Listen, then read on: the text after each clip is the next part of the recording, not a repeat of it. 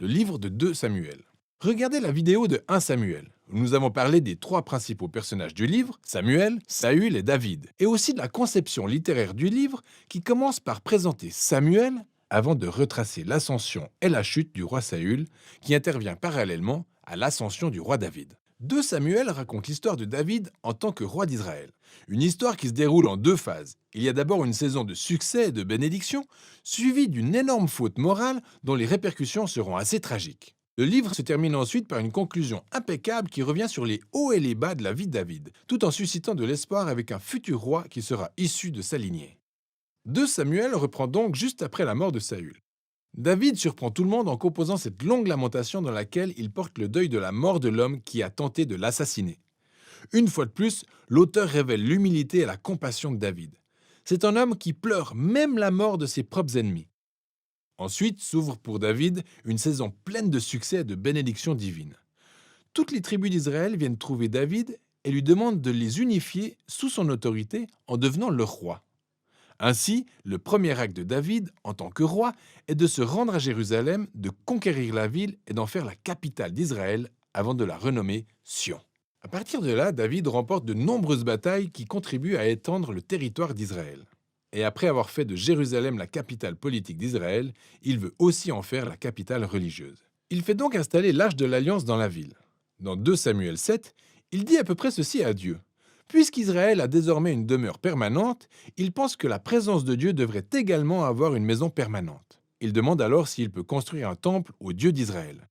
Mais Dieu dit à David, merci pour cette disposition, mais c'est moi qui vais te construire une maison, une dynastie.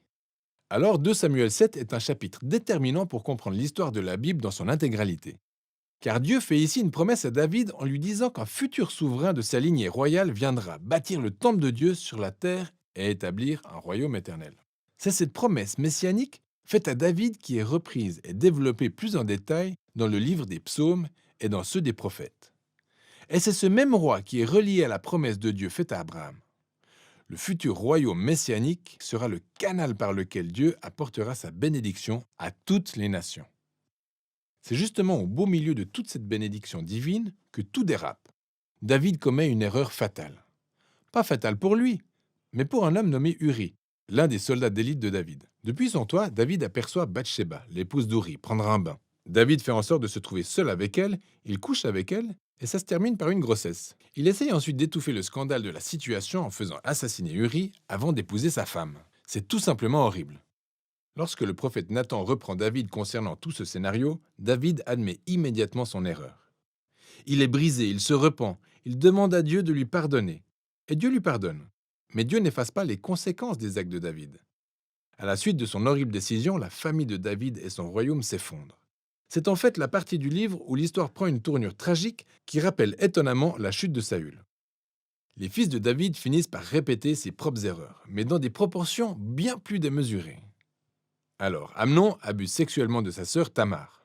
Lorsque leur frère Absalom découvre les faits, il fait assassiner Amnon. Ensuite, Absalom élabore en secret un plan pour évincer son père David du pouvoir, et il entame une rébellion de grande envergure. Pour la deuxième fois, David est contraint de fuir sa propre maison et d'aller se cacher dans le désert. Sauf que cette fois, il n'est pas un homme innocent. La rébellion s'achève avec l'assassinat du fils de David.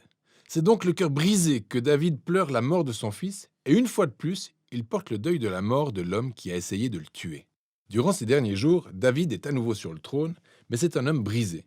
Il est meurtri par les conséquences tragiques de son péché. Le livre se termine par un épilogue parfaitement structuré avec des histoires qui, bien qu'étant classées sans ordre chronologique, sont conçues avec une symétrie littéraire absolument géniale. Les 2 histoires formant le cadre se déroulent plutôt dans le règne de David. Elles comparent les défaillances de Saül à celles de David. Elles relèvent aussi comment chacun d'eux a fait du mal à d'autres personnes de par ses mauvais choix. Ensuite, les 2 histoires centrales concernent David et son armée de vaillants guerriers partis combattre les Philistins. Ce qui est intéressant, c'est que les 2 parties mettent en lumière une faiblesse de David pendant la bataille. Contrairement au David victorieux des chapitres 1 à 9, nous découvrons ici un David vulnérable qui dépend de l'aide des autres. Le centre de l'épilogue contient 2 poèmes qui font office de mémoire dont David se sert pour faire une revue de sa vie. Il se souvient des fois où Dieu l'a gracieusement délivré du danger. Il considère ces moments comme une preuve de la fidélité de Dieu à sa promesse d'alliance envers lui et sa famille. Les deux poèmes s'achèvent en revenant sur l'espoir de la promesse de Dieu, d'un futur roi qui établira le royaume éternel. Ces poèmes et la promesse de Dieu font par ailleurs référence au poème d'Anne qui figure au début du livre. Et les passages clés du début, du milieu et de la fin du livre relient les thèmes du livre entre eux. Malgré le mal dont Saül et David se sont rendus coupables, Dieu continue de faire avancer son processus de rédemption. Dieu a résisté à l'arrogance de David et de Saül, mais il a élevé David quand ce dernier a fait preuve d'humilité. À tel point que l'espoir à venir mentionné dans ce livre va bien au-delà de la seule personne de David. Elle tourne nos regards vers l'avenir, vers le roi messianique qui, un jour, apportera le royaume et la bénédiction de Dieu à toutes les nations. Et voilà ce dont il est question dans le livre de Samuel.